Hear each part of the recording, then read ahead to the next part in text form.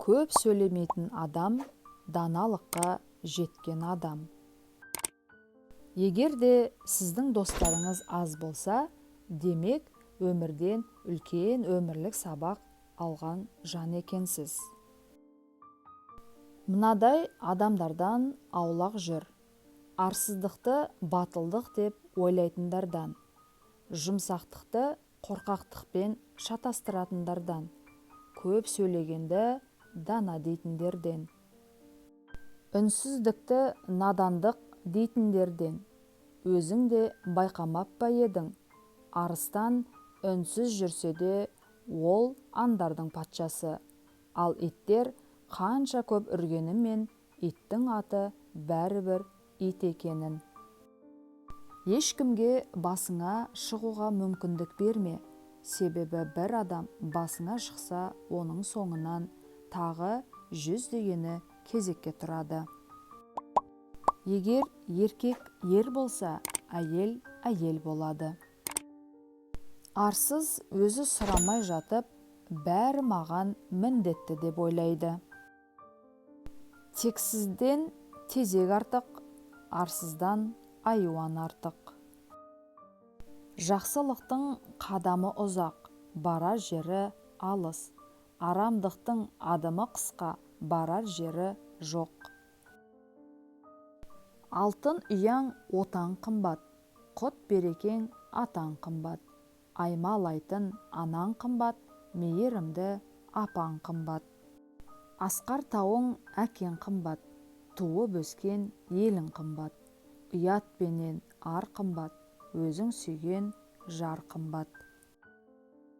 Қорғансыз жерде арсыздық билейді. Біреудің көңілімен ойнаған адам, өзінің өмірімен ойнаған адам. Бумеранг қағидасы: өзгеге жақсылық жасасаңыз, шарапаты өзіңізге келіп тиеді. Біреуге қылған қиянатыңыз да қайта айналып келіп өзіңізді табады. Өмірде еш нәрсе қайтарымсыз қалмайды. Адамдардың арасын бұзатын ауыр сөздер, аманатқа қиянат жасау, опасыздық және түсінбеушілік. Әлемдегі өзгертудің ең тамаша үлгісі бәрін өзіңнен бастау.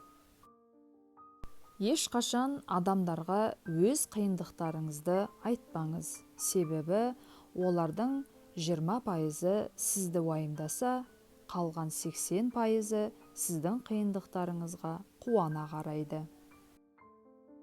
Өзін сыйлай алатын адам ғана өзгені құрметтей алады. Егер өміріңізде жаңбыр тамшылары көбейсе, жаңбырдың өзіне емес, сол тамшылар арқылы бүршік атқан гүлдерге мән беріңіз. Дұшпаныңнан жасырғаныңды досыңа да айтпа.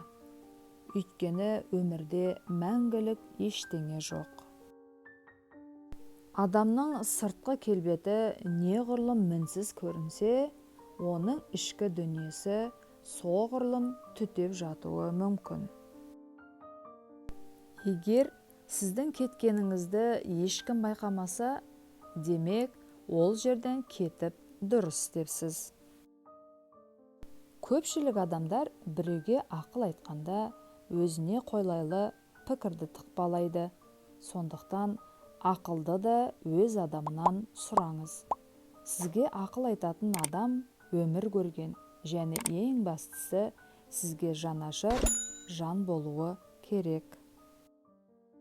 Біреудің мінін көргенше, жамандығын тергенше, өз ойыңды мазалап, өз бойыңды тазалап, өзіңмен алыс өлгенше.